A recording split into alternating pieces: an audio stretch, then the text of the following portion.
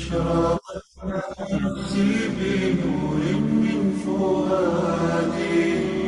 حينما رددت يا رب العباد، وانتشت روحي وصار الدمع يجري. يا إلهي خذ بقلبي للرشاد. أشرقت نفسي بنور من فؤادي حينما رددت يا رب العباد، وانتشت روحي وصار الدمع يجري. يا إلهي خذ بقلبي للرشاد. أشرقت نفسي بنور من فؤادي حينما رددت يا رب العباد، وانتشت روحي وصار الدمع يجري. يا إلهي خذ بقلبي للرشاد. في سكون الليل أدعو في سجودي، والدجى حولي سواد في سوادي. يا رؤوفا يا رحيما يا حليما يا كريما ما لفضلك من نفادي. يا سميعا يا مجيبا يا عظيما اهدني يا خالق السبع الشهاد. أشرقت نفسي بنور من فؤادي حينما رددت يا رب العباد، وانتشت روحي وصار الدمع يجري. يا إلهي خذ بقلبي للرشاد. أشرقت نفسي بنور من فؤادي حينما رددت يا رب العباد، وانتشت روحي وصار الدمع يجري. يا إلهي خذ بقلبي للرشاد. للهدى والحق وفقني إلهي، فعلى توفيقك اليوم اعتمادي. يا إله الكون يا عوني وغوثي، يا ملل الخلق في يوم المعاد. أنا يا ربي أرجو منك عفوا، فاعف عن ذنبي وحقق لي مرادي. نفسي بنور من فؤادي حينما رددت يا رب العباد.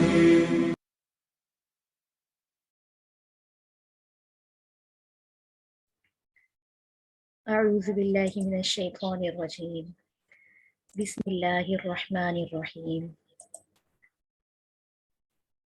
رب اشرح لي صدري ويسر لي أمري واحلل عقدة من لساني يفقه قولي. رب زدني علما، رب زدني علما، رب زدنی علما، آمین۔ السلام علیکم ورحمۃ اللہ وبرکاتہ۔ انشاءاللہ امید ہے کہ تمام عزیز طالبات خیر و عافیت سے ہوں گی۔ انشاءاللہ آج کا ہمارا جو خلاصہ ہے وہ 13ویں پارے کا ہے، وما ابرئ۔ کل کا جو خلاصہ تھا وہ 12ویں پارے کا تھا، جس میں ہم نے سورہ ہود سے متعلق سب سے پہلے پڑھا کہ جس طرح دیگر اقوام کے واقعات تھے اور ان کی سرکشی تھی اور ان پر اللہ رب العزت کا عذاب تھا ان کی ناشکری کے باسبب، تو ان واقعات کو سورۃ الہود کے اندر تفصیلی طور پر اللہ رب العزت نے بتایا۔ اور آخر میں ان اقوام کے احوال بیان کرنے سے آپ صلی اللہ علیہ وآلہ وسلم کو یہ تسلی دی گئی کہ یہ جو آپ کو جھٹلا رہے ہیں، آپ کی تکذیب کر رہے ہیں، تو اس سے پہلے بھی اقوام سبت انبیاء کے ساتھ احوال کر چکی ہیں، اور ان کا حال بھی پھر یہی ہوا کہ اللہ کی عذاب نے ان کو پکڑ لیا۔ اس کے ساتھ ہی کل کے پارے کے اندر ہم نے سورہ یوسف کی ابتدا کی تھی، جس میں جو ہے قریش مکہ کا جو مطالبہ تھا کہ نعوذ باللہ آپ صلی اللہ علیہ وآلہ وسلم کو جھٹلانا یا ان کو یہ چیلنج کرنا ہے کہ یہ قرآن کریم اللہ کا کلام نہیں ہے۔ تو اس سلسلے میں کل کا جو ہے سورہ یوسف شروع ہوئی تھی، اور سورہ یوسف کے ہم نے جن رکوع کا احاطہ کیا تھا اس کے اندر یہی بات تھی کہ سب سے پہلے تو قرآن کریم جو نازل ہوا ہے اس میں بتایا گیا کہ یہ عقل والوں کے لیے غور و فکر کرنے کی جو ہے کلام ہے، اس کے ساتھ ہی جو ہلاکت اور تباہ کاریاں ہیں ان سے بچنا چاہیے، اور ساتھ ہی پھر یہاں پر حضرت یوسف علیہ السلام کے جو بھائی تھے انہوں نے ان سے حسد کیا تھا کہ جب انہوں نے اپنے خواب کا ذکر جو ہے اللہ رب العزت نے ان کو نبوت ملنے کی طرف ایک اشارہ دیا تھا، جس کا ذکر انہوں نے اپنے والد صاحب سے کیا تھا، اور ان کے والد نے انہیں نصیحت فرمائی تھی کہ اس کا ذکر اپنے بھائیوں سے نہ کرنا، لیکن چونکہ وہ بچپن میں اس وقت اتنے زیادہ بڑے نہیں تھے اور اس بات کا ذکر انہوں نے اپنے بھائیوں سے کر دیا، جس کی وجہ سے وہ کچھ حسد میں مبتلا ہو گئے، اور انہوں نے حضرت یوسف علیہ السلام کے ساتھ ایک چال چلی، انہیں کنویں میں ڈال دیا، اور پھر جھوٹ موٹ اپنے والد صاحب کے سامنے کہہ دیا کہ انہیں بھیڑیے نے نگل لیا، اور اس طریقے سے جو ہے پھر یہ سارے واقعات ہوئے کہ حضرت یوسف علیہ السلام کنویں میں ان کو ڈال دیا، تو وہاں سے ایک لشکر نے بہت ہی کم پیسوں کے بس ان کو خرید کر عزیز مصر کے حوالے کر دیا، اور وہاں پر بھی حضرت یوسف علیہ السلام کا جو ہے امتحان ختم نہیں ہوا، بلکہ ان کی جو زلیخا مصر کی بیوی تھی، انہوں نے ان کے ساتھ بدکاری کرنی چاہی، جس پر حضرت یوسف علیہ السلام کا جو ایک کردار تھا، اور انہوں نے اللہ کی پناہ چاہی، اور باوجود طاقت کے اللہ رب العزت نے ان کو محفوظ و معمون رکھا۔ ان تمام واقعات کو کل کے رکوع میں ہم نے دیکھا، اور یہ بھی دیکھا کہ حضرت یوسف علیہ السلام کو پھر جیل میں ڈال دیا گیا تھا، اور جیل میں ڈالنے کے بعد اس طریقے سے اللہ رب العزت نے وہاں ان کے لیے اسباب بنائے کہ 2 قیدیوں کا انہوں نے خواب کی تعبیر بتائی، اور پھر ساتھ میں ہی یہ بات جو ہے بادشاہ تک بھی پہنچی۔ آج ہم اسی صورت کے حصے کو آگے بڑھائیں گے۔ 13واں پارہ سورہ یوسف کے 7 رکوع سے لے کر 12 رکوع کی صورت مکمل ہوگی انشاءاللہ۔ اس کے ساتھ ہی سورۃ الرعد جو کہ 6 رکوع کے اوپر مشتمل ہے،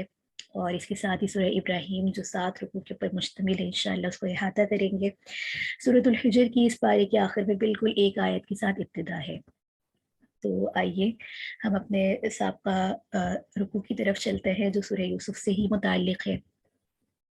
پارے کی ابتدا ہو رہی ہے جو کہ 7ویں پارے کا ہی حصہ ہے۔ بسم اللہ الرحمن الرحیم وما ابرئ نفسی ان النفس لامارۃ بالسوء الا ما رحم ربی ان ربی غفور رحیم۔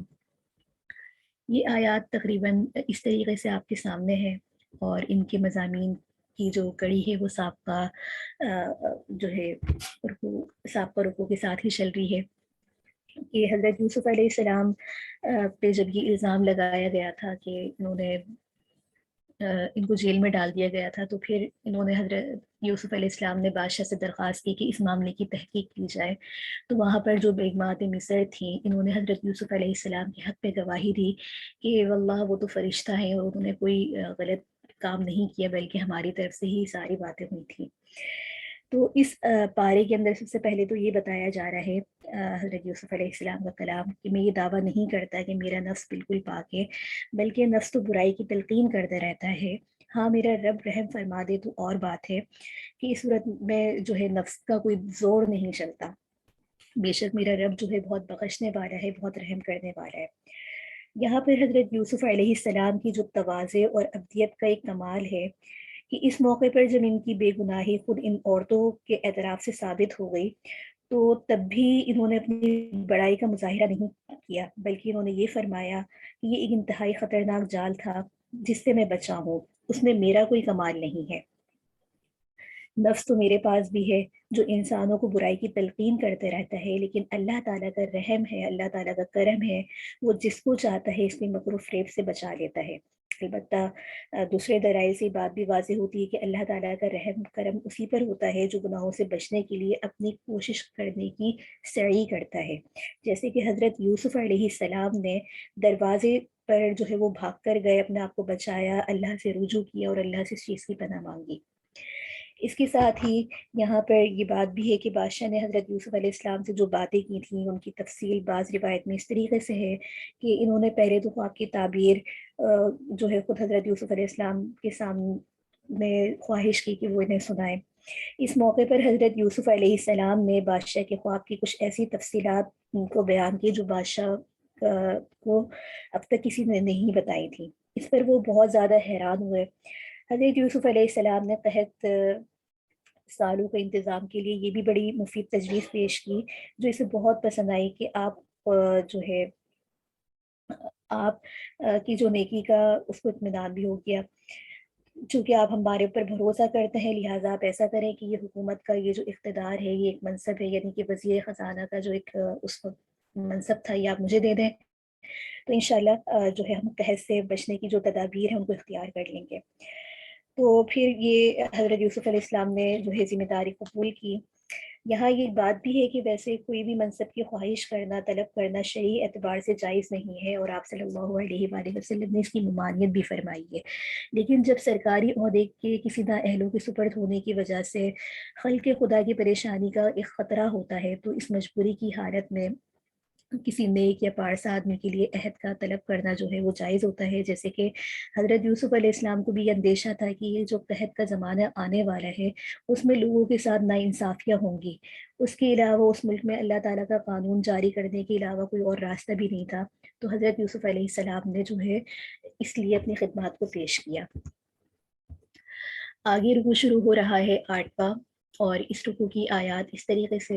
آپ کے سامنے ہے کہ وَجَاءَ إِخْوَةُ يُوسُفَ فَدَخَلُوا عَلَيْهِ فَعَرَفَهُمْ وَهُمْ لَهُ مُنْكِرُونَ۔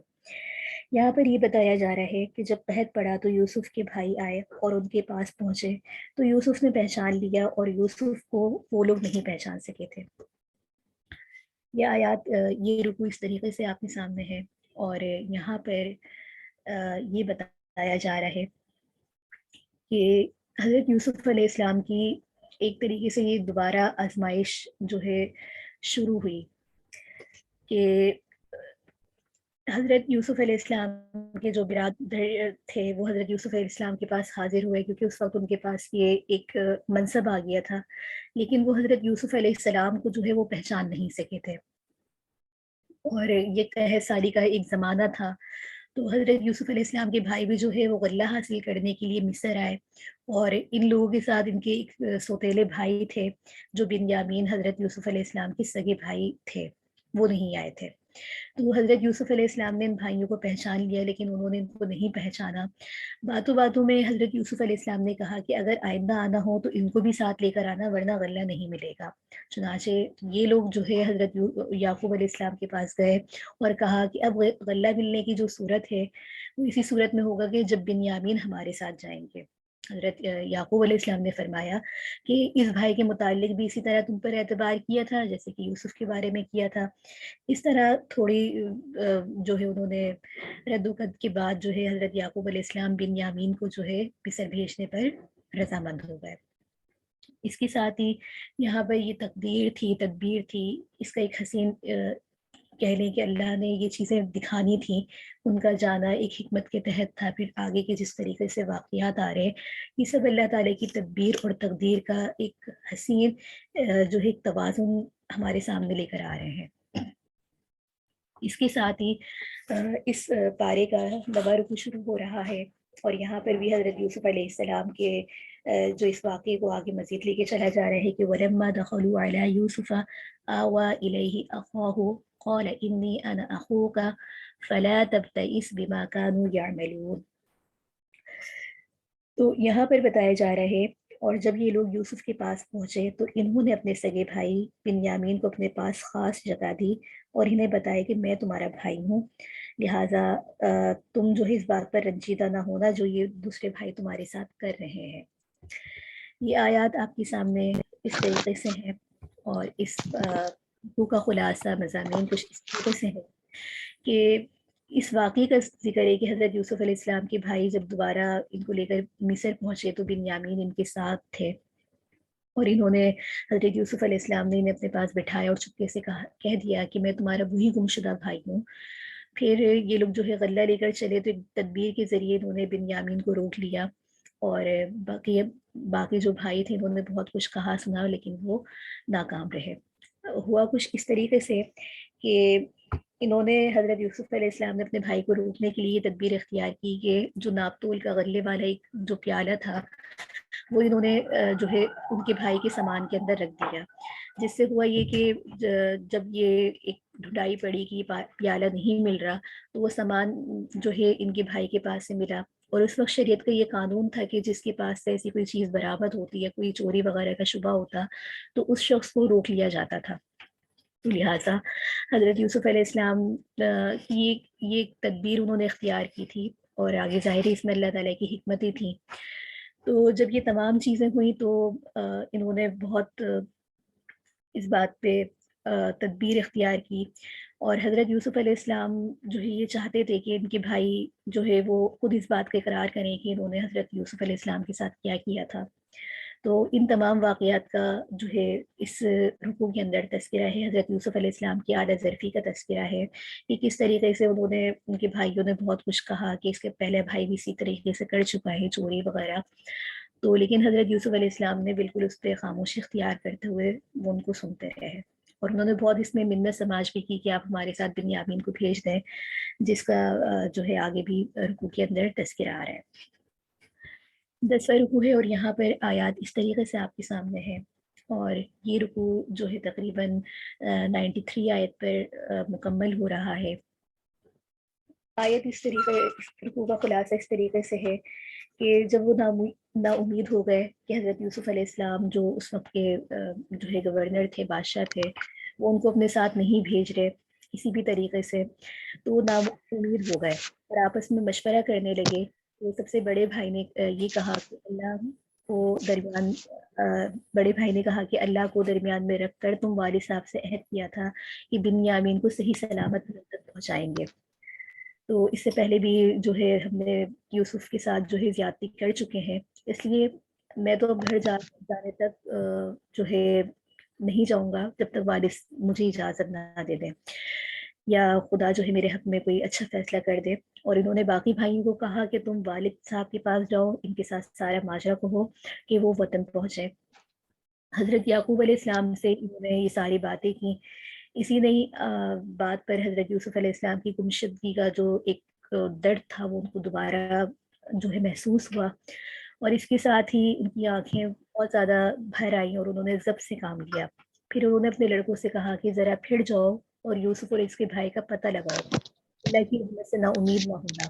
چنانچہ پھر مصر پہنچے اور حضرت یوسف علیہ السلام سے ملے اور اپنی تکلیف اور اپنی پریشانی سے متعلق بتایا، اور پھر کہا کہ ہمارے بھائی کو ہمارے حوالے کر دو،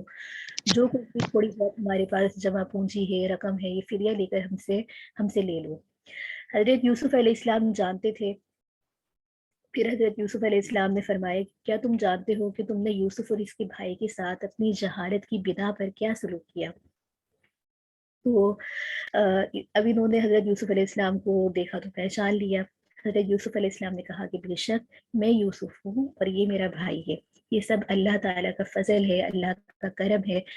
تقویٰ اور صبر اور عمل صالح کا کوئی بھی اجر جو ہے وہ ضائع نہیں ہوتا۔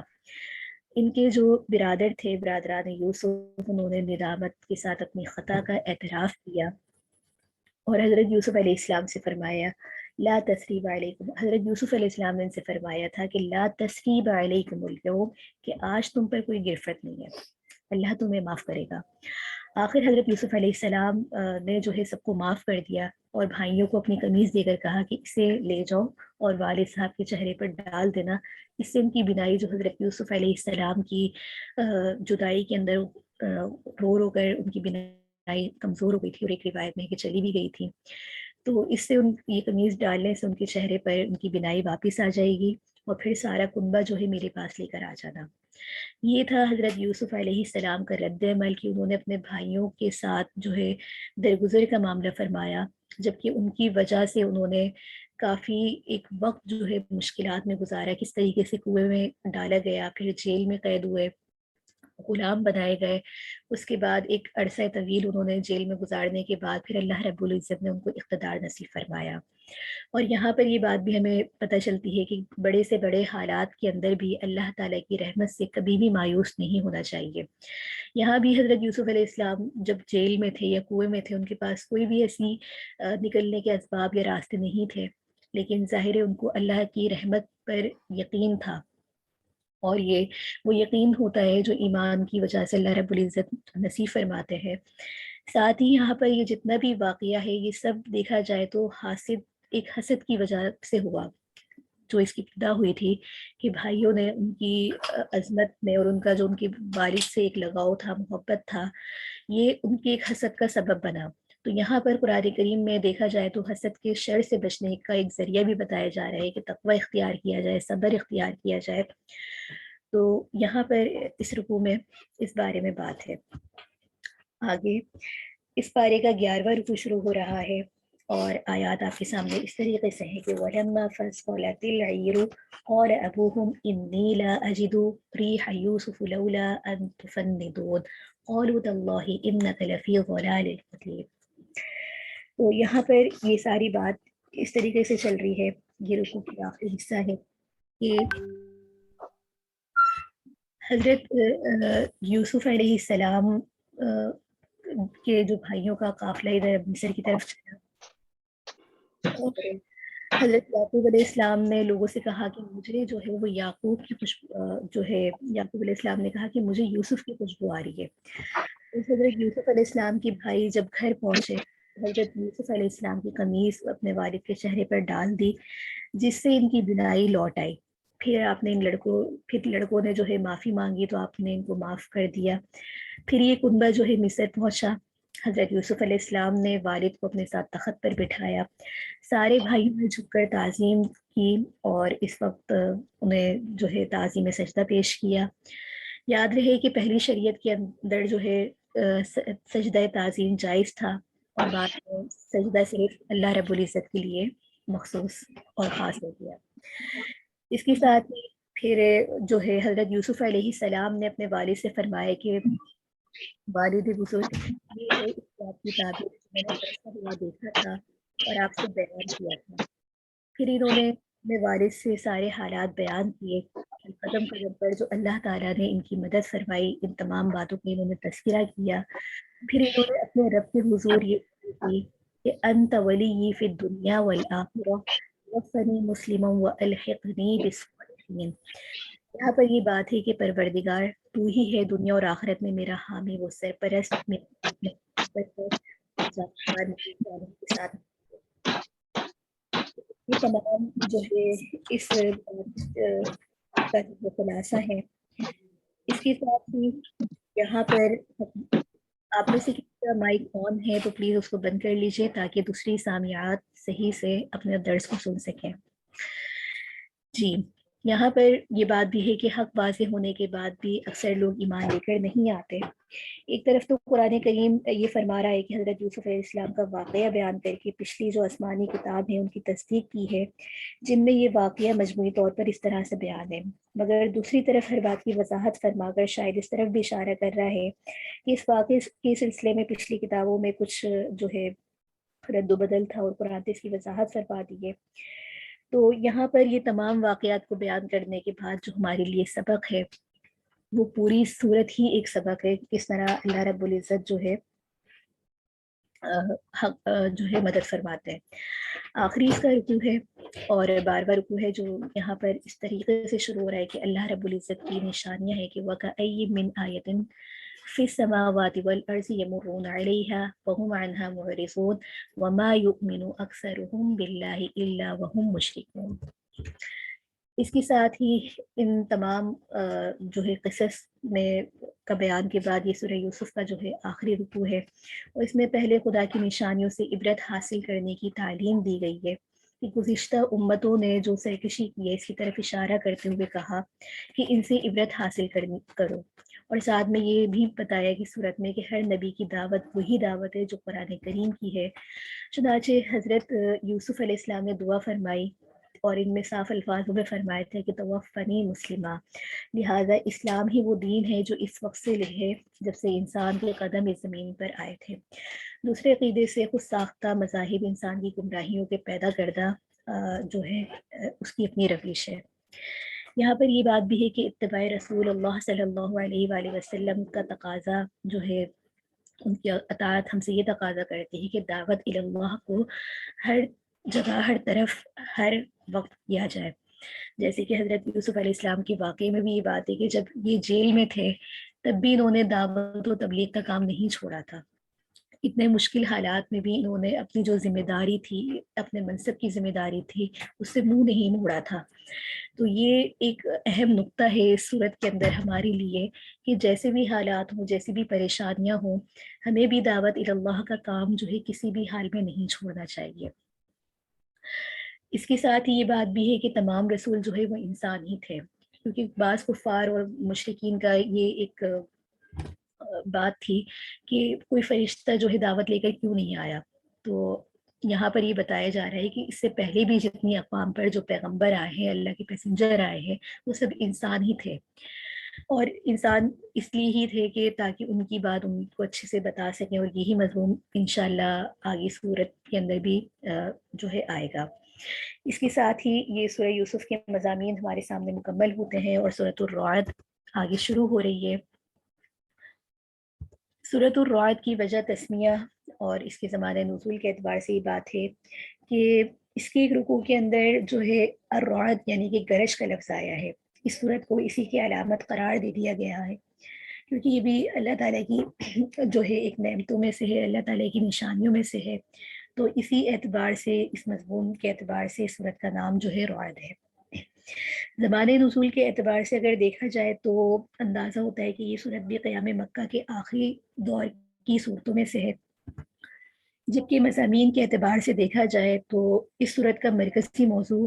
یہ بتاتا ہے کہ جو پیغام آپ صلی اللہ علیہ وآلہ وسلم پیش کر رہے ہیں وہی حق ہے، مگر یہ لوگوں کی غلط فہمی اور ہٹ دھرمی ہے کہ وہ اسے قبول نہیں کر رہے۔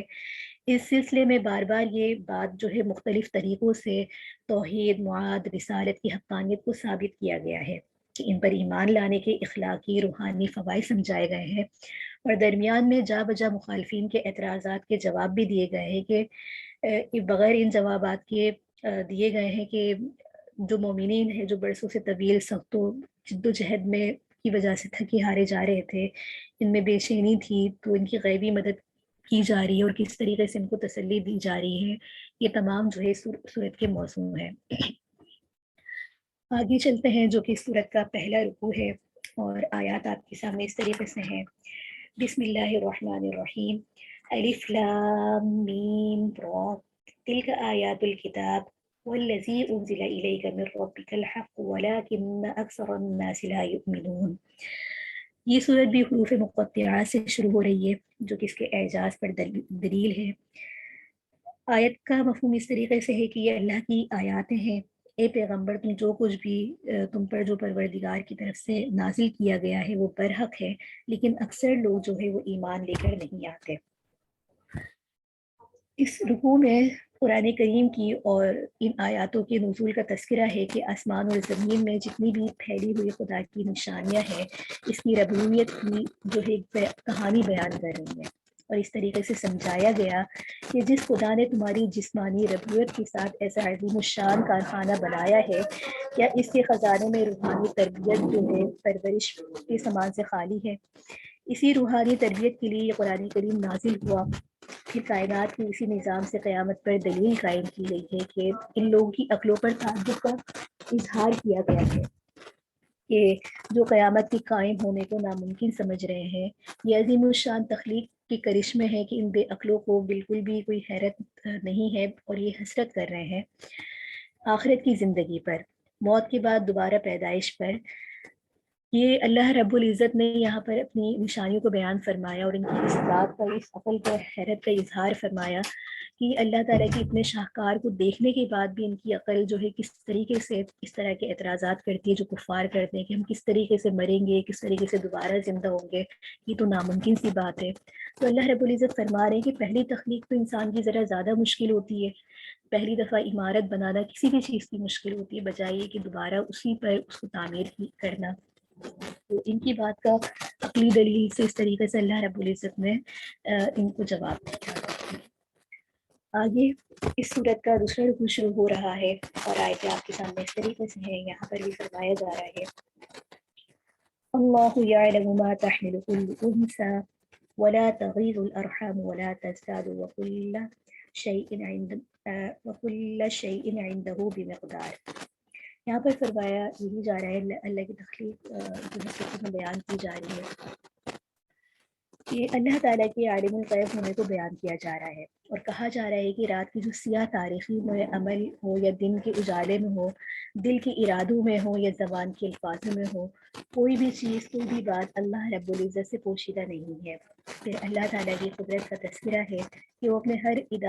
ارادے کو عمل کی شکل دینے پر پوری طریقے سے قادر ہے۔ کسی قوم پر کوئی عذاب لانا چاہے تو اسے کوئی طاقت ٹال نہیں سکتی۔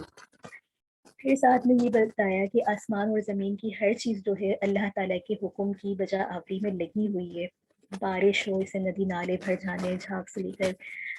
بہہ جانے کو ایک فطرت کا اصول بتایا کہ نفع بخش چیزیں زمین پر ٹک سکتی ہیں اور بیکار چیزیں جھاگ کی طرح بہہ جاتی ہیں۔ یہ حال انسان کے دلوں کا بھی ہے کہ جن دلوں کے اندر اللہ رب العزت کے نے ایمان کی روشنی دی ہوتی ہے، ان کے اندر ایمان قبول کرنے کی، بات قبول کرنے کی صلاحیت زیادہ ہوتی ہے، اور جن کے دلوں میں کفر کی سیاہی پڑ جاتی ہے، ان کے دل جو ہے بالکل ان چٹیل میدانوں کی طرح ہو جاتے ہیں، جس میں جتنا بھی اچھا بیج ڈالا جائے، جتنی بھی اچھی دعوت دی جائے، جتنی بھی اچھی ان پہ تبلیغ کی جائے، لیکن ان پر کوئی اثر نہیں ہوتا۔ اور یہاں پر یہ بھی بتایا جا رہا ہے کہ یہ لہٰذا وہی شخص اور وہی گروہ جو ہے اس قوم پر، اس زمین پر ٹک سکتا ہے جس کا وجود انسانیت زمین کے لیے مفید ہوگا۔ جو انسان جتنا مفید ہوگا، اللہ رب العزت جو ہے اس کے وجود سے جو ہے خلافت کو اتنا ہی زیادہ فائدہ دیتے ہیں۔ اور ساتھ میں یہاں پر یہ بھی بتایا گیا ہے کہ اللہ تعالیٰ نے اپنی سنت کی تعلیم دی ہے کہ جو لوگ خود اپنی حالت کو نہیں بدلتے، تو اللہ رب العزت بھی ایسے لوگوں کی حالت کو نہیں بدلتا۔ یہاں پر اس بات کا بھی ذکر ہے جو اس صورت میں لفظ رعد ہے کہ آسمانی بجلی بھی اللہ تعالیٰ کی حمد و ثنا میں کرتی ہے۔ یہ بات ہم متعدد احادیث میں بھی پہلے بھی پڑھتے ہوئے اور سنتے ہوئے آ رہے ہیں کہ ہر شے اللہ رب العزت کی تسبیح وہ حمد و ثنا میں لگی ہوئی ہے، لیکن وہ کس کیفیت میں لگی ہوئی ہے یہ ہم نہیں سمجھتے، ہم نہیں جانتے۔ تو ایک اس کا مطلب یہ بھی، اور بعض مفسرین یہ بتاتے ہیں کہ جب بجلی کڑکتی ہے تو انسان جو ہے حمد و ثنا کرتا ہے، اللہ سے رجوع کرتا ہے، تو اس بات کا مفہوم یہ بھی ہو سکتا ہے۔ اس کے ساتھ یہاں پر ہمیں یہ بات بھی پتہ چلتی ہے کہ جو ہے دعا کرنا صرف اور صرف اللہ ہی سے کرنا چاہیے، جیسے کہ اللہ رب العزت نے قرآن کریم میں فرمایا کہ ادعونی استجب لکم، کہ تم مجھ سے مانگو، میں دعا تمہاری قبول کروں گا۔ تو یہاں پر یہ باطل وہ تمام چیزیں جن کو انسان اپنے لیے سمجھتا ہے کہ اس سے مانگیں گے تو مل جائے گا، ان چیزوں کی بھی تردید ہوتی ہے۔ حق اور باطل کی مثال اسی طریقے سے دی گئی ہے کہ حق کس طریقے سے قبول کرتا ہے اور باطل پہ کسی بات کا اثر ہی نہیں ہوتا، وہ بالکل ایک جھاگ کی طرح ہوتا ہے کہ بہہ جانے والا، اس پہ کوئی اثر انداز نہیں ہوتا۔ جبکہ حق کی مثال اس طریقے سے ہوتی ہے کہ وہ ایک درخت کے مانند ہوتا ہے جس کی جڑیں آسمان تک جاری ہوتی ہیں، نور اور تقوی کو اس کے ساتھ تشبیہ دی گئی ہے۔ اس کے ساتھ ہی اس پارے کا تیسرا رکوع شروع ہو رہا ہے، اور اس کے اندر جو ہے اس رکوع کے اندر وفا عہد، خوف الہی، صبر کی تلقین دی گئی ہے، اور یہ ایمان والوں کی صفات بتائی گئی ہے کہ جس کو اپنا کر ہی آخرت کا کامرانیاں حاصل کی جا سکتی ہیں۔ جو لوگ اللہ سے عہد توڑ دیتے ہیں، اللہ کی ان پر جو ہے سخت ترین لعنت ہوتی ہے۔ پھر خدا کی نافرمان اور آخرت پر ان میں ہونے والوں عذاب کا ذکر ہے، اور ساتھ میں یہ بھی بتایا گیا کہ اس نافرمانی کا جو ان کا اصل سبب ہے وہ یہ ہے کہ یہ دنیا کی مال و حرص کے اندر، دنیا پرستی کے اندر جو ہے مبتلا ہے، اور اسی چیز کو انہوں نے اپنی جو ہے متاع حیات بنایا، جس کو اس آیت میں فرمایا وَفَرِحُوا بِالْحَيَاةِ الدُّنْيَا، کہ جب ان پر دنیا کی چیزیں جو ہے آتی ہیں تو اس میں خوشی کا اظہار کرتے ہیں، دنیا کی مال و متاع ان کی محبت کا جو ہے ذریعہ ہے۔ تو یہ ایک دشمنوں کا کردار ہے جس کو اس قرآن کریم نے یہاں پر اس طریقے سے واضح فرمایا۔ اس کے ساتھ ہی اس سورت کا چوتھا رکوع شروع ہو رہا ہے، اور یہاں پر یہ تعلیم دی گئی ہے کہ ہدایت تو آ گئی ہے، لیکن اب اس سے فائدہ وہی اٹھا سکتا ہے جو ہدایت چاہتا ہے، اور پھر ساتھ میں یہ بھی بتایا کہ اطمینان قلب اللہ کے ذکر سے اور اللہ پہ توکل کرنے سے حاصل ہوتا ہے۔ نبی کریم صلی اللہ علیہ وآلہ وسلم اور اہل ایمان جو تھے، ان کے صحابہ، ان کی دلجوئی کی جا رہی ہے کہ آپ جو ہے ان چیزوں سے پریشان نہ ہوں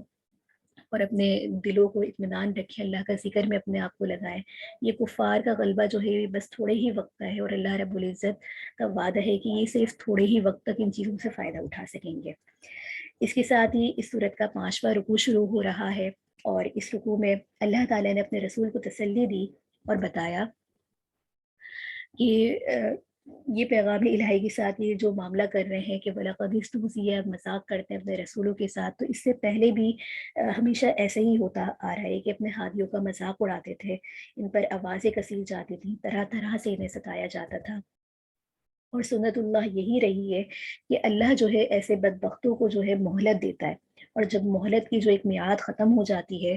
تو پھر اللہ رب العزت جو ہے دنیا میں ان کی ہلاکت کو نازل کرتا ہے، اور آخرت میں ان کے لیے جو ہے عذاب کا ٹھکانہ ہوتا ہے۔ یہاں یہ بات بھی اشارتاً کہہ دی ہے کہ بالآخر یہ جو مخالفت ہے یہ ختم ہو کر رہے گی، اور ساتھ میں یہ بھی تعلیم دی گئی ہے کہ قرآن کو چھوڑ کر کسی اور کی خواہشات کی جو ہے پیروی نہیں کرنی چاہیے۔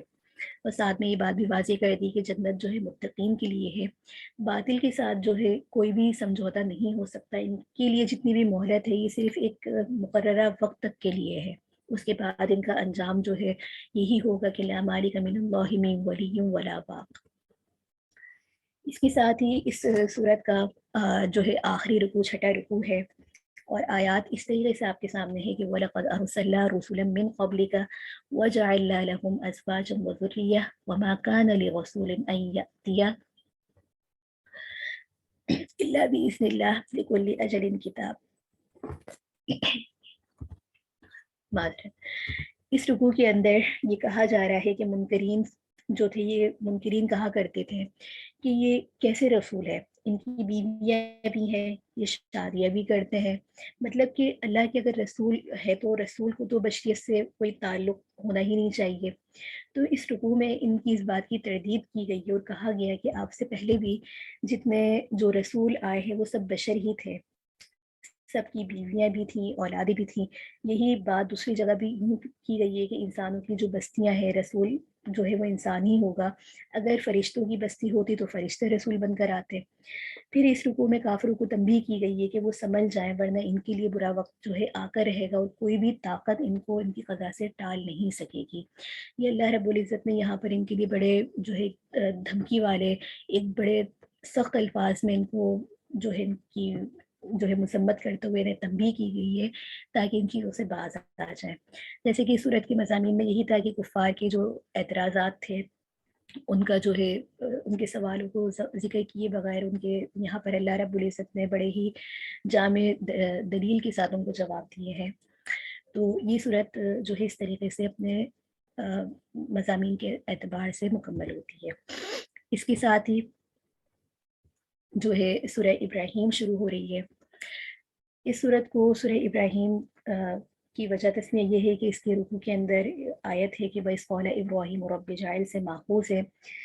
اس کا مطلب یہ نہیں ہے کہ حضرت یوسف علیہ السلام کی کوئی اس میں بہت لمبی چوڑی کوئی عمر بیان کی گئی ہے، ان کے واقعات ہیں، بلکہ صورتوں کے نام جیسے کہ ہم پہلی ہی بات کرتے ہوئے آ رہے ہیں کہ علامت کے طور پہ ذکر کیے جاتے ہیں، تو یہاں پر بھی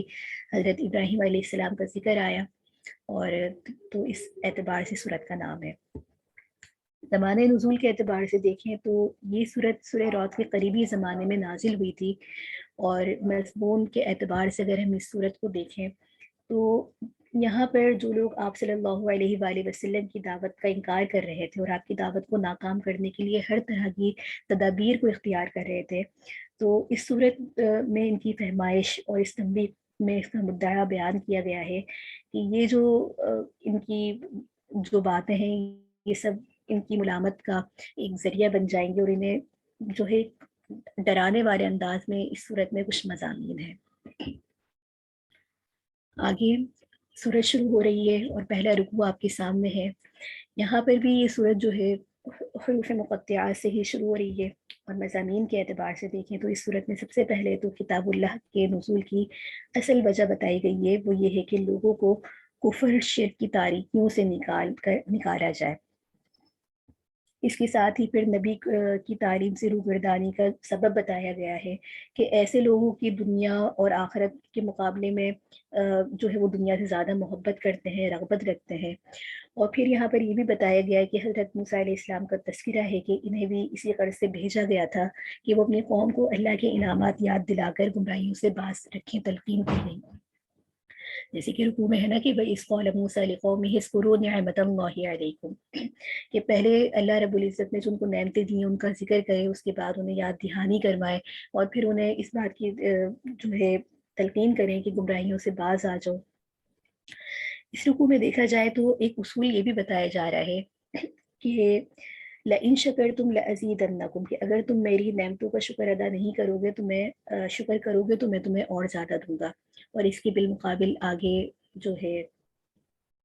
آگے بتایا بھی جا رہا ہے کہ شکر نہ کرنے والوں کا انجام کیا ہوگا. ساتھ میں ہمیں یہاں پر یہ اصول بھی ملتا ہے کہ تبلیغ کرنے کے جو اولین مخاطب ہوتے ہیں وہ اپنے ہم زبان لوگ ہی ہوتے ہیں، کیونکہ اپنے ہم زبان لوگوں سے انسان زیادہ اچھے سے کمیونیکیٹ کر پاتا ہے اور اپنی بات کو اچھا مؤثر طریقے سے سمجھا پاتا ہے. تو یہ ہمیں دعوت و تبلیغ کا ایک اصول بھی مل رہا ہے کہ دعوت اگر مؤثر بنانا چاہتے ہیں تو ان لوگوں میں جائیں جن کی بات کو آپ اچھے سے سمجھتے ہیں، یا جو لوگ آپ کی بات کو ذرا اچھے سے سمجھ پاتے ہیں. اس کے ساتھ ہی اللہ کا خوف، اللہ کے دنوں کے حوالے سے یہاں پر جو اللہ کے ایام اللہ کہا گیا ہے وہ اس اعتبار سے کہا گیا ہے کہ اللہ رب العزت نے جو اقوام کے احوال بیان کیے ہیں یہ ایسی چیزیں ہیں جو اللہ کا خوف جو ہے دلوں کے اندر پیدا کرتا ہے، ان سے عبرت حاصل کرنا. اس کے ساتھ ہی اس پارے کا دوسرا رکوع شروع ہو رہا ہے، اور یہاں پر وہی شکر کے مضمون کو آگے لیتے ہوئے فرمایا کہ ناشکری کرنے سے جو ہے انسان کی نعمتیں چھن جاتی ہیں، اس لیے اور اس پہ اللہ رب العزت کا بڑا شدید عذاب آتا ہے. اور اس رکوع میں حضرت موسیٰ علیہ السلام کی اس تقریر کا بھی ذکر ہے جو انہوں نے اپنی قوم کے سامنے کی تھی.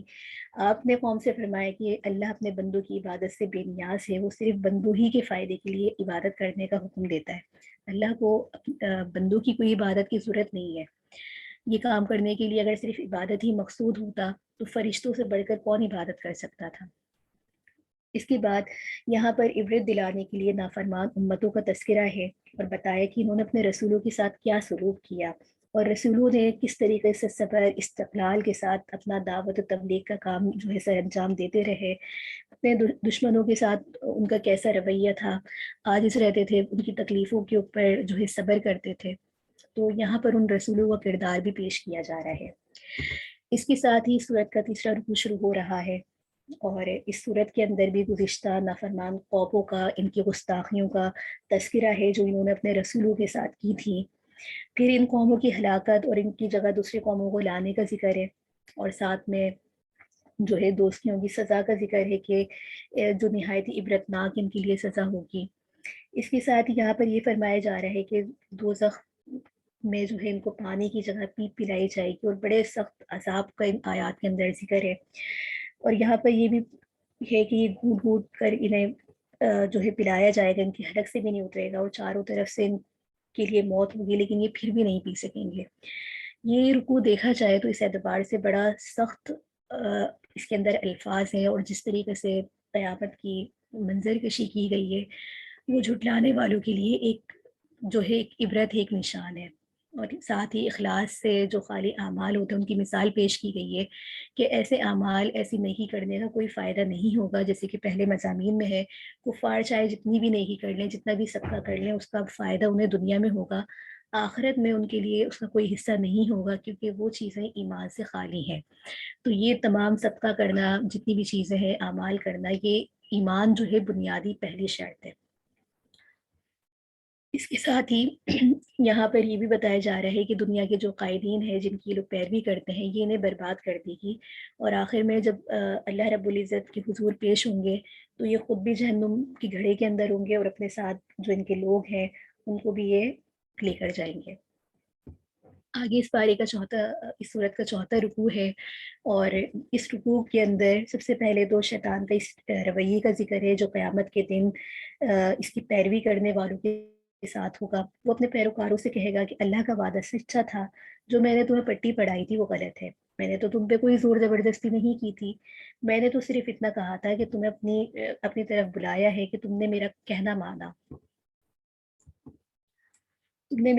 مانا، تو پھر مجھ پر کیوں الزام لگا رہے ہو؟ اپنے آپ ہی کو الزام لگاؤ۔ آج نہ تو تمہاری کوئی فریاد درسی کر سکتا ہوں اور نہ تم لوگ میری کچھ کر سکتے ہو۔ تو یہاں پر جو شیطان ہے وہ خود اپنے پیروکاروں کو ملامت کرے گا، اور ان کے اچھے برے نظریات کی مثال دی ہے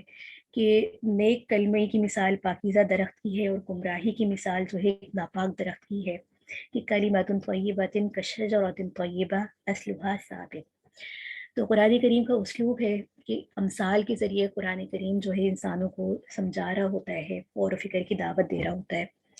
اس کے ساتھ ہی 5واں رکوع ہے، اور اس رکوع کے اندر اللہ تعالیٰ نے اپنے بہت سے انعامات اور بے شمار فضل کا ذکر کیا ہے جو اس نے اپنے بندوں پر کر رکھا ہے، اور یہ بھی کہا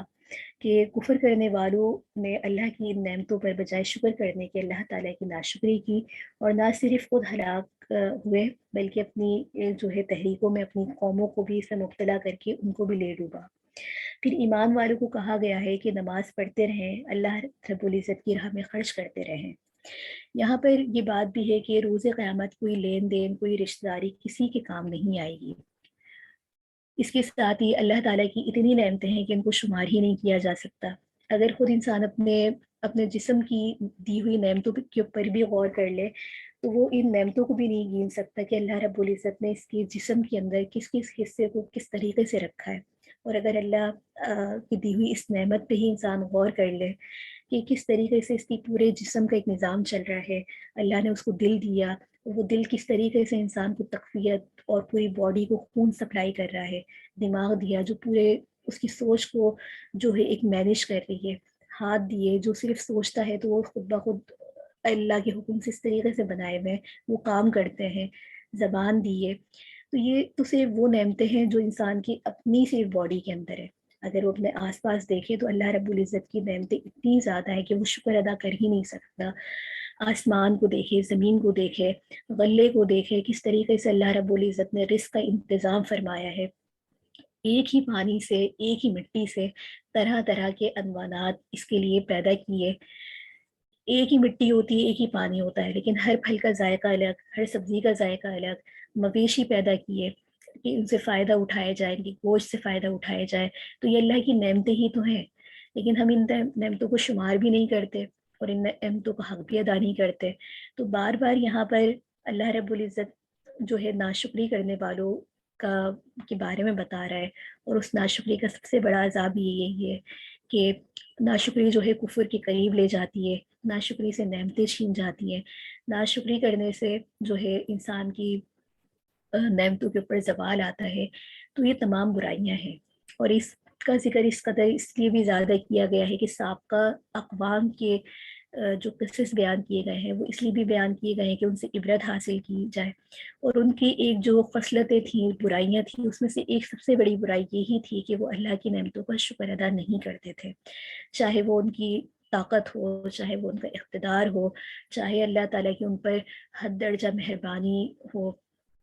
تو بنی اسرائیل کا یہ آپ دیکھ لیں کہ اللہ رب العزت نے انہیں کون سی نعمت نہیں دی، لیکن مسلسل وہ ناشکری کرتے رہے اور اللہ تعالیٰ سے مطالبات کرتے رہے۔ یہی حال آج انسان کا بھی ہے کہ اللہ نے اس کو نعمتیں دی بھی ہیں، لیکن وہ پھر بھی اللہ تعالیٰ سے جو ہے اس کا شکر ادا نہیں کرتا، اور طرح طرح کے مطالبات اس کے ذہن میں رہتے ہیں کہ ہمارے پاس یہ بھی آ جائے۔ اگر ایک گھر ہے تو وہ 2 گھروں کی جو ہے تمنا کرتا ہے، ایک گاڑی ہے تو 2 گاڑیوں کی تمنا کرتا ہے۔ مطلب انسان بھی ان خواہشات کے ایک پہاڑ میں آ چکا ہے، پہاڑ کے نیچے آ چکا ہے جو پورا ہی نہیں ہو پا رہا۔ تو یہ ہمارے لیے بہت بڑا سبق عبرت ہے ان آیات کے اندر۔ اس کے ساتھ ہی جو ہے 6واں رکوع شروع ہو رہا ہے، اور یہاں پر حضرت ابراہیم علیہ السلام اور ان کی دعا سے متعلق ہے۔ سب سے پہلے تو حضرت ابراہیم علیہ السلام کی اس دعا کا تذکرہ ہے جو انہوں نے مکہ معظمہ میں اور اپنی اولاد کے لیے کی تھی۔ نے کی حمد و ثنا کا ذکر ہے جو انہوں نے حضرت اسماعیل علیہ السلام اور حضرت اسحاق علیہ السلام جیسے سعادت مند فرزند کے لیے عطا جب کیے تھے اس وقت فرمائی تھی اللہ سے. اور ساتھ میں اس دعا کا بھی تذکرہ ہے جب انہوں نے اپنی اور اپنی اولاد کے لیے نماز کا پابند اور اسلام پہ قائم رہنے کی دعائیں کی تھی. اور ساتھ میں اپنے ساتھ تمام مومنین کے لیے بھی دعائیں مغفرت طلب کی تھی، جس کا ذکر اس رکوع کے اندر ہمیں ملتا ہے. تو یہ حضرت ابراہیم علیہ السلام کی پاکیزہ تمنائیں وہ دعائیں تھیں جو ہر مسلمان کے لیے ایک راستہ ہے. اور قرآن کریم کی جتنی بھی معصورات دعائیں ہوتی ہیں انہیں ہمیں اہتمام کرنا چاہیے اور انہیں اپنے معمولات میں شامل کرنا چاہیے، اور ان دعاؤں کے ذریعے ہی ہمیں اللہ تعالیٰ سے استعانت طلب کرنی چاہیے، کیونکہ انبیاء علیہ السلام کی دعائیں جو ہوتی ہیں وہ مقبول ہوتی ہیں. لہٰذا اگر ان الفاظ کے ساتھ ہی دعا کی جاتی ہے تو اللہ رب العزت جو ہے ان کو قبول بھی کرتے ہیں، اور وہ ان کی قبولیت ذرا جلدی ہونے کے آثار ہوتے ہیں. اس کے ساتھ ہی 7واں رکوع ہے، اور 7ویں رکوع کی آیات آپ کے سامنے اس طریقے سے ہے: وَلَا تَحْسَبَنَّ اللَّهَ غَافِلًا عَمَّا يَعْمَلُ الظَّالِمُونَ إِنَّمَا يُؤَخِّرُهُمْ لِيَوْمٍ تَشْخَصُ فِيهِ الْأَبْصَارُ. اس کے ساتھ ہی یہاں پر یہ بتایا جا رہا ہے کہ اللہ کی نافرمانی کرنے والوں کے لیے سخت وعید ہے، اور ان کی سزاؤں کا بیان کیا جا رہا ہے جو قیامت کے دن ان کے لیے مقرر کی گئی ہیں. ساتھ ہی قیامت کے یہاں پر ہولناکیوں کا تذکرہ ہے کہ اس روز مجرمین کو جو زنجیر وغیرہ کے اندر جکڑے ہوئے دیکھیں گے کہ وہ بالکل انہیں پکڑے ہوئے ہوں گے اور ان کے منہ کے اوپر آگ ہوگی. تو یہ روز قیامت نافرمانوں کا حال اس رکوع کے اندر بیان کیا جا رہا ہے، اور ساتھ میں یہ بتایا جا رہا ہے کہ اللہ کے جو رسول ہیں وہ استقامت کا پہاڑ ہوتے ہیں. جتنے بھی انبیاء علیہ السلام کے واقعات اب تک ہم نے پڑھے ہیں اس میں آپ نے دیکھا ہوگا کہ انہوں نے اپنی اقوام کو طویل عرصے تک جو ہے تبلیغ کی دعوت دی، ان کی طرف سے جو انہیں پریشانی پہنچتی تھی اس پر صبر کیا. اس کے ساتھ ہی جھٹلاتے رہتے تھے، اور جھٹلانے کے ساتھ ہی انبیاء علیہ السلام کا اس میں کتنا زیادہ ایک تدبر بھی ہوتا تھا، صبر ہوتا تھا، استقامت ہوتی تھی، اور وہ اپنے مشن سے نہیں ہٹتے تھے. انہیں پتا تھا کہ ہم کس پیغام کے لیے ہم اللہ رب العزت نے جو ہے چنا ہے، وہ پیغام ہم نے کس طرح لوگوں تک پہنچانا ہے. جبکہ جتنے بھی انبیاء علیہ السلام کا جو تھا انہیں اللہ رب العزت اختیار دیتے تھے کہ چاہے تو وہ اپنی قوموں کی ان چیزوں پہ صبر کریں اور چاہے تو ان کی ہلاکت کی دعا مانگ لیں، لیکن اللہ کے جو رسول ہوتے ہیں ان کے اندر عام لوگوں سے زیادہ اخلاق جو ہے وہ اعلیٰ ہوتے ہیں. اس کے ساتھ ہی یہاں روز قیامت کا جو ہے ایک احوال بیان کیا جا رہا ہے. پہلے تو ان کی سزا اور ان کی نافرمانیوں کا ذکر ہے، ساتھ میں یہ بھی بتایا جا رہا ہے کہ آسمان زمین اس دن بدل دیے جائیں گے، کیونکہ میدان حشر کا جب وقت آئے گا، سور پھونکا جائے گا، تو بالکل ایک دنیا کا ایک نقشہ ہی بالکل تبدیل ہو جائے گا. ان تمام باتوں کو، واقعات کو بیان کرنے کے بعد یہاں پر دوبارہ مقاصد نزول قرآن بتایا جا رہا ہے کہ ھذا بلاغ للناس ولینذروا به وليعلموا انما هو الہ واحد وليذکر اولو الالباب. یہاں پر یہ لوگوں کے لیے جو ہے ایک دعوت ہے، تبلیغ ہے، تاکہ ان کو ڈرایا جائے، وہ اس سے حاصل کریں کہ اللہ جو ہے وہ ایک ہے، اور اس کو تدبر وہی لوگ کر سکتے ہیں جو کہ اولو الالباب ہیں، یعنی کہ اس پہ غور و فکر کرنے والے، عقل رکھنے والے. تو قرآن بار بار واقعات کو بیان کر رہا ہے، اقوام کے احوال بتا رہا ہے، ان نکات کی طرف نشاندہی کر رہا ہے جو ان قوموں کی تباہی کا ذریعہ بنے. ساتھ میں کچھ ان اقوام کا بھی ذکر ہے جنہوں نے فوراً توبہ بھی کر لی، تو وہ بھی انسان کے لیے عبرت ہے. تو یہ تمام واقعات بتانے کے بعد مقصد بتایا جا رہا ہے کہ یہ مقصد کیوں ہے، یہ پرپس کیوں ہے، یہ واقعات کیوں ہے. تو اللہ رب العزت سے دعا ہے کہ جو اس کا مقصد ہے وہ ہمیں حاصل ہو. اس کے ساتھ ہی یہاں پر جو ہے سورۃ الحجر اس پارے میں بالکل آخر میں شروع ہو رہی ہے، جس کے انشاءاللہ اس کی وجہ تسمیہ، اس کے زمان نزول، مضامین پر ہم کل کے پارے کے اندر بات کریں گے، تاکہ کل جب پارے کا خلاصہ ہو تو اس کا ربط آپ لوگ کے ذہن میں رہے اور اس کے مضامین کو سمجھنا آسان ہو جائے. اس کے ساتھ ہی ہمارا آج کا جو سیشن ہے، آج کا پارے کا خلاصہ ہے، وہ مکمل ہوتا ہے. آپ سامعین میں سے کسی کا کوئی سوال ہو تو آپ ضرور کر سکتے ہیں. جزاک اللہ خیر.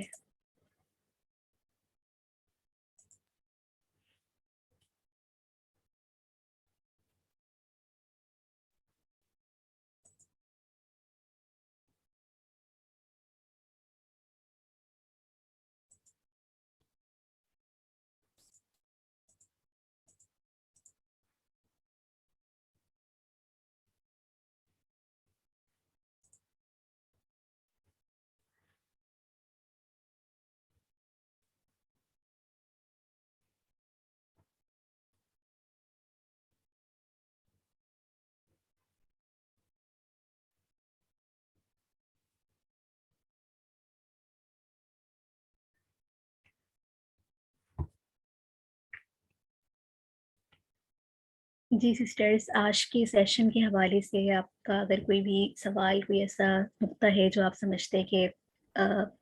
اس پہ مزید وضاحت کی ضرورت ہے، تو آپ ضرور اپنا سوال کر سکتے ہیں۔ اس کے علاوہ آپ کی فیڈ بیک کے گروپ میں منتظر رہیں گے انشاءاللہ۔ آپ بتائیے گا کہ اب تک آپ نے 13 پاروں سے کے خلاصے سے آپ نے کیا سمجھا، اس حوالے سے آپ کا رمضان میں جب آپ قرآن کریم پڑھ رہے ہیں تو آپ کیا محسوس کر رہے ہیں، کتنی تبدیلی آپ کو محسوس ہو رہی ہے اپنے قرآن کریم پڑھنے میں، سمجھنے میں، کتنا فائدہ ہوا آپ کو ان سیشنز وغیرہ سے۔ تو اس متعلق اپنی رائے کا اظہار آپ لوگ ضرور کیجیے گا۔ اس کے ساتھ ہی کل انشاءاللہ ہم جو ہے اگلے پارے کے ساتھ حاضر ہوں گے،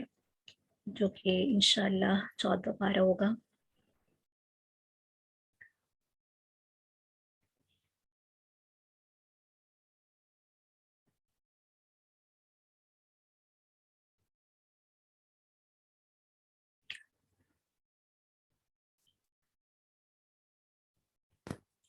ٹھیک ہے عزیز طالبات، اگر آپ کا کوئی سوال نہیں ہے تو ہم اس سیشن کو ختم کرتے ہیں اس دعا کے ساتھ کہ اللہ رب العزت